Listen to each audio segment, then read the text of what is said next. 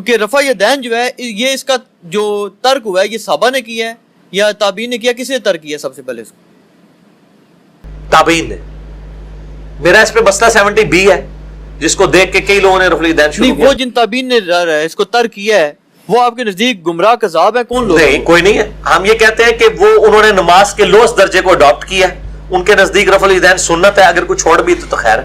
نہیں, جو نیک بھی ہو سارا کچھ ہو وہ پھر آپ کو اس سے اپنے آپ کو زیادہ تو نیک میں تو یہ بات کروں گا کہ ان سے زیادہ نیک اصحاب ہیں. اور امام بخاری کی کتاب جز رفع الیدین میں ہے کہ عبداللہ بن عمر ان لوگوں کو کنکریاں مارتے تھے جو نماز میں سستی کی وجہ سے رفع الیدین چھوڑتے تھے.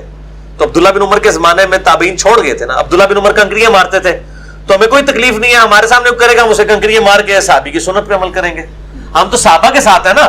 تابعین ورسز صحابی آئے گا تو ہم صحابی کو لیں گے, اور صحابہ کرام ورسز نبی علیہ السلام کی مرفوع حدیث آئے گی, اگر ٹکراتی نہ ہو تو نبی علیہ السلام کو مطلب ہم پرائرٹی دیں گے اگر ٹکرا جائے گی. تو مسئلہ یہ رفع الیدین کا نہیں ہے. اور دوسرا یہ کہتے ہیں کہ رفع الیدین سنت ہے واجب. سوال کرو, ہم کب کہتے ہیں کہ واجب ہے؟ ہم کہتے ہیں ہاتھ باندھنا بھی سنت ہے, ہاتھ چھوڑ کے نماز پڑھنا بھی سنت ہے. بلکہ مجھے یاد آ گیا آپ کی بات سے, وہ قریشی صاحب نے سوال, ایک بندے نے سوال پوچھا نا کہ جی میں نے اتنے عرصے سے رفع الیدین, بلکہ اس نے کہا جی میں نے اہل حدیث سے پوچھنا مسئلہ. وہ اہل حدیث نے جب جواب دیا نا اس نے کہا جی آپ کی جو ہو گئی ہیں بس ان کو چھوڑ دیں. اس نے کہا جی رفع الیدین کے بغیر نمازیں پڑھی ہیں. حنیف قریشی صاحب فوراً بول پڑے, انہوں نے کہا اس سے مسئلہ یہ نکلا کہ آپ کے نزدیک رفع الیدین کے بعد نماز ہو جاتی ہے. وہ قاری صاحب نے کہا, خلیل صاحب نے, انہوں نے کہا جی میرے سے سوال ہوا ہے. انہوں نے کہا نہیں مسئلہ تو میں نے نکالا نا. جی مسئلہ میں نکالتا ہوں. مفتی حنیف قریشی صاحب, فقہ حنفی کا بنیادی مسئلہ ہے کہ نماز میں ہاتھ باندھنا یہ نماز کا رکن نہیں ہے بلکہ سنت ہے. اور بارِ شریعت میں لکھا ہے کہ اگر امام رکوع میں ہو تو آپ رفع الیدین کر کے ارسال الیدین کریں, ہاتھ باندھیں نہیں, ارسال الیدین کر کے تھوڑی دیر کھڑے ہوں, جتنی دیر کم از کم ایک تسبیح کہا جا سکے, اس کے بعد رکوع میں جائیں. وہ کہتے ہیں ہاتھ باندھیں گے نہیں, یہ بارِ شریعت میں لکھا ہوا ہے. تو فقہ حنفی میں ہاتھ باندھنا سنت ہے.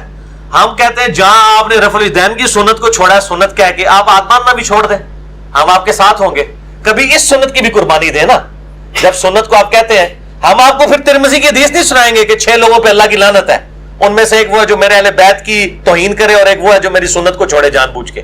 ہم یہ آپ کو ترمذی کی حدیث نہیں سنائیں گے, وہ آپ اپنے آپ کو خود ہی سنائیں گے کہ ہاتھ باندھ کے نماز پڑھنا یہ کہتے ہیں سنت ہے. کہتے ہیں قیام واجب ہے. یہ ڈاکٹر طارق قادری صاحب کا ایون کلپ چڑھا ہوا ہے, میں نے خود سنا اگلے دن کہ جی ہاتھ باندھنا تو بیسک ارکان میں سے نہیں ہے. بیسک رکن تو قیام, رکوع کے بعد کھڑا ہونا, اس کے بعد 2 سجدے, 2 سجدوں کے درمیان بیٹھنا, 2 رکعتوں کے بعد بیٹھنا اور آخری تشہد بیٹھ کے سلام پھیرنا. ٹھیک ہے, بیسک ارکان یہی ہے. ہم کہتے ہیں صرف رفع الیدین سے کیوں چیڑا ان کو؟ یہ جس طرح رفع الیدین چھوڑتے ہیں اور کبھی کبھار وطروں کا رفع الیدین بھی چھوڑ دیں, کبھی کبھار عید کا رفع الیدین بھی چھوڑ دیں, تاکہ سنتے چھوڑنے کی عادت ڈالیں نا. یہ دوسری طرف یہ کہتے ہیں یہاں مسواک بھی لگائی ہوتی ہے, چھوٹی چھوٹی سنتوں میں عمل کرتے ہیں, اور جب رفع الیدین کی باری آتی کہتے ہیں سنت یہ خیر ہے بس. تو بھائی اس کی پھکی میں ان کو دے سکتا ہوں کہ ہاتھ باندھنا بھی سنت ہے, اسے بھی چھوڑو. نہیں یہ تو انہوں نے بات کی ہے نا, انہوں نے کس نے کی تھی, عباس رضوی صاحب کے, میں نے سنا تھا. کس کی سنا تھا؟ انہوں نے کہا جی ہم نے یہ بات کی نہیں, ہمارا تو مقدمہ ہی نہیں سمجھتے اہل حدیث حضرات. وہ کہتے ہیں جی ہمارا مقدمہ یہ نہیں ہے کہ ہم کہتے ہیں رفع الیدین مطلب ہے کہ یہ سنت ہے, یعنی وہ کہتے ہیں جی ہمارا موقف یہ ہے کہ یہ ہے صحیح, بالکل ہم مانتے ہیں یہ سنت بھی تھی, منسوخ ہوگی نا. نہیں, یہ مقدمہ ان کا دوسرا ہے. ان کا مقدمے 2 انہوں نے, یہ مفتہ بھی والا چکر ہے. کبھی یہ مسئلہ بناتے ہیں, کبھی کہتے ہیں جی آپ شافعی, مالکی اور حنبلی ہو کر سکتے ہیں, یہ کہتے ہیں نا. تو آپ لوگوں کو یہ مشورہ دے رہے ہیں کہ وہ منسوخ شدہ سنت پہ عمل کرنے کے لیے حنفی, مالکی اور حنبلی ہو جائے. تو کہتے ہیں نا وہ بھی تو سرجن ہی تھے نا, آپریشن کریں گے مریض مر جائے گا, کوئی نہیں کہتے نہیں سرکار, نا. جب آپ یہ چیز عیاں ہو چکی ہے کہ یہ چیز متروک ہے نبی علیہ السلام کی سنت, تو آپ لوگوں کو متروک شدہ سنت کے مشورے کیوں دیتے ہیں؟ نہ دیں مشورے. پھر آپ مالک کو بھی غلط کیا اور لوگوں کو کہ کبھی مالکی نہ ہونا کیونکہ متروک شدہ سنت پہ عمل کر رہے ہیں. یہ ان کے جواب یہ ہوتے ہیں. اور دوسری طرف یہ جواب ہوتا ہے کہ ہے تو سنت ہی, اگر کوئی چھوڑ دے تو کیا نماز نہیں ہوتی؟ یہ دونوں جواب دیتے ہیں. میں نے بتایا نا فقہ حنفی مجموعہ ہے بے شمار اقوال کا.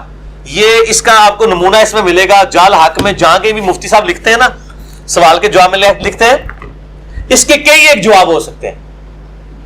سوال ہی کون ہے, کئی ایک جواب ہو سکتے ہیں, تاکہ ایک جواب فٹ ہوئے. میں تسی جننے آلو فٹ کرو گے میں تو اتنے ہی آلو اور فٹ کرا گا. اسی ایسے آلو فٹ کریں گے کہ سارے چپس نہیں کھاتے ہوں گے کسی نے. وہ جواب بھی دیا گا کہ یہ بالکل جھوٹ بولتے ہیں کہ منسوخ ہے اور متروک ہے. بالکل ہم کہتے ہیں یہ ایک حدیث ثابت کریں, آج تک انہوں نے جتنی حدیثیں نکالی ہیں نا عبداللہ ابن مسعود کی، اس میں صرف یہ آتا ہے، وہ روایت بھی ضعیف ہے اگر یہ صحیح بھی مانے، اس میں صرف آتا ہے ابن مسعود نے نماز پڑھ کے بتائی، اس سے ایک دوسرا طریقہ ثابت ہوتا ہے. جیسے پگڑی والی حدیث سے ٹوپی کی نفی نہیں ہوتی، ٹوپی والے سے پگڑی کی نہیں ہوتی. منسوخ کی کوئی روایت نہیں ہے کہ رفع الیدین منسوخ ہے، اس کے ساتھ کوئی حدیث موجود نہیں ہے. ٹھیک ہے، یہ کہتے ہیں دونوں طریقے حق ہیں. یہ پرانے اعتراض ہو گئے ان کے.